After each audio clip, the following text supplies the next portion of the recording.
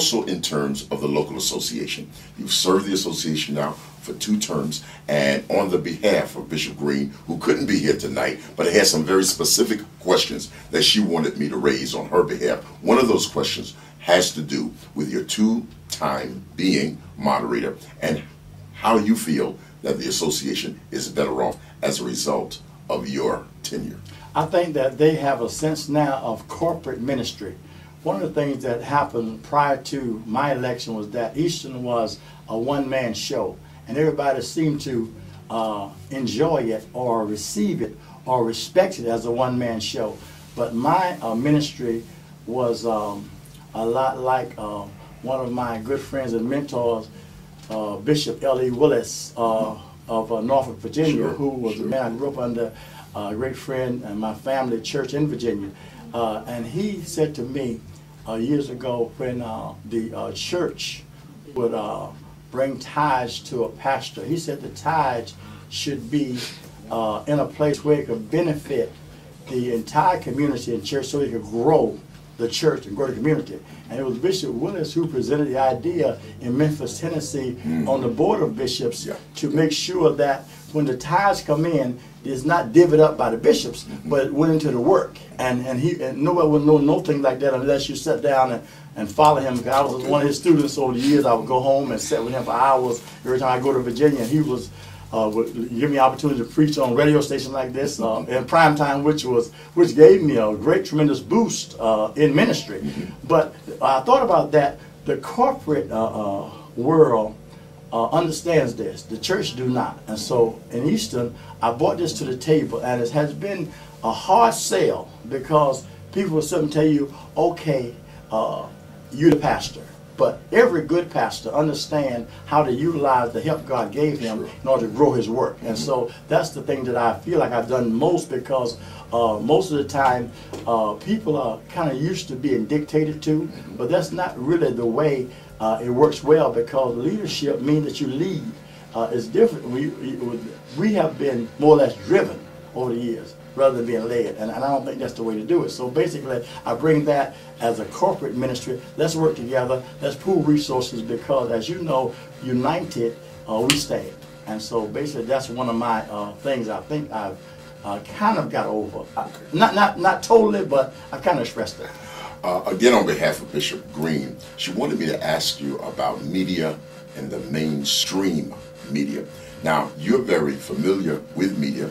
You host your own radio program each and every week here on Long Island. I have read essays and articles and comments that you have made in Newsday and other local publications. What is your read on ministry and the usage of media by this whole new generation of preachers that seem to embrace it as opposed to avoiding it?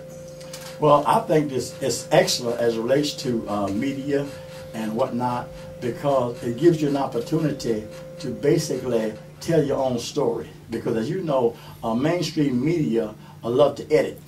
And it's not different. You see, everything that you read about me in Newsday have been edited. But I do have a couple of friends, like the spiritual hetero, who will edit, who will actually say what I say. And that helps me, because, see, people always look to be controversial. Even on Tuesday, when I was interviewed by Channel 12 News, because I didn't say what they wanted me to say, my comments were never aired. I watched TV all night, but I knew why, because Newsday and Channel 12 have a little issue with me and something about the name, and I didn't learn that until one of their writers said to me, well, I'm going to take this story, but I tell you now, my editor might not accept it. I said, it's fine, because I understand it, but the good news is that there are a lot of favorable news media, which is excellent now, because it's such a difference in, like I said, old school and new school. And as you can see, I've lived long enough to be a part of both. And so now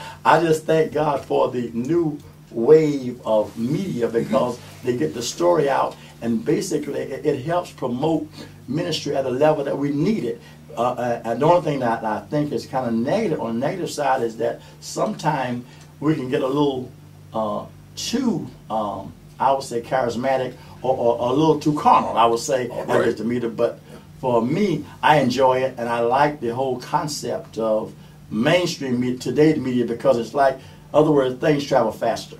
You know, and that's the good news. Let's spend the remainder of the time, Brother Moderator, talking about what I know is something somewhat passionate, that you're passionate about, and that you have a great deal of enthusiasm over. And it has to do with the Eastern Baptist Association. This is an election year, and so there are several personalities who are vying for position, attempting to follow in your footsteps, and I'm sure that you have a very, very definitive opinion as to the future leadership of the association. Yes, I do. And one of the things that I wrestled with last week, I was riding with one of the candidates, and I said to him, you know, for the first time in my life, I'm very torn in my heart, because I would like to see the people that's interested be promoted.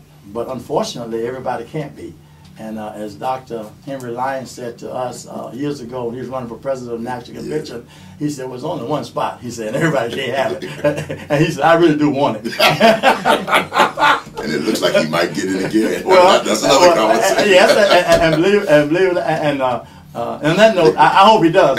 Just, you know. Okay. Anyway, but the team that I have actually chose to support is Barnett Thomas team. And let me say the reason is because when you look at the association, basically we've always tried to reward those who pay dues. We've always tried to set and watch what the old God suggests. See, the problem I have with the other team, and I've said this to them already, so when I air it, it doesn't matter. The problem I have with the other team is that we have a lot of young, called young ambitious guns. Young ambitious guns. See, ambition is not skill. Ambition is just ambition. And if you reward a person too early, it might be very dangerous. And that's really one thing I'm not in favor of doing. I've said this to young pastors. You know, they told me years ago, you wait your turn and things will happen, which I did. And even when I decided to run against a moderator before I was elected 3 years prior, I was told by Reverend Dr. Spurgeon Creighton, you know, you need to set this one out. And out of respect for him and his leadership, I listened. I set that one out, and then 3 years later, I was elected. And basically, I think that right now, we don't have those voices around to say to us, this is something new. And I know you follow a legend in Hollywood, so basically, and I believe there's times now when, even though you are the leader, there are times now when you have to go back and say, Dad, what do you think? Because you know there's something he might know that you don't know. Sure. And that's why, that's the respect. But right now, what bothers me, Bishop, is that most pastors don't have fathers. Exactly.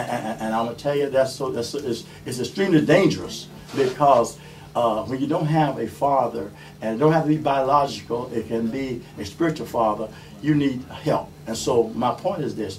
I think Dr. Barnett has showed a lot of interest, and he has been there much longer than I have, and certainly I've been there 43 years, and he was there when I got there. I see. And my advice at large, and I tease him all the time, I said, he remember when B.J. Lowry was moderator. B.J. Lowry was moderator in the 60s. And so if you remember B.J. Lowry, sure. I mean, I must have been I was 5 years old, and I'm 62. That's kind of, so anyway, Dr. Barnett and Dr. William Earl Thomas as vice at large, because Dr. Thomas has been the most supportive pastor I've had during my tenure. And I'm talking about, and I've been through storms at Eastern. I was the first one probably that didn't have a real honeymoon. I was the first one that had to come from the floor to win the election, because, you know, some things happened that I thought shouldn't happen, but I came from the floor and won. So basically, those are my choices for the moderator and vice at large. And I just hope and pray that we can kind of come together with that and heal. Like as you said, we don't know how elections turn out, but these are my choices, and I pray that they will be able to ascend. All right.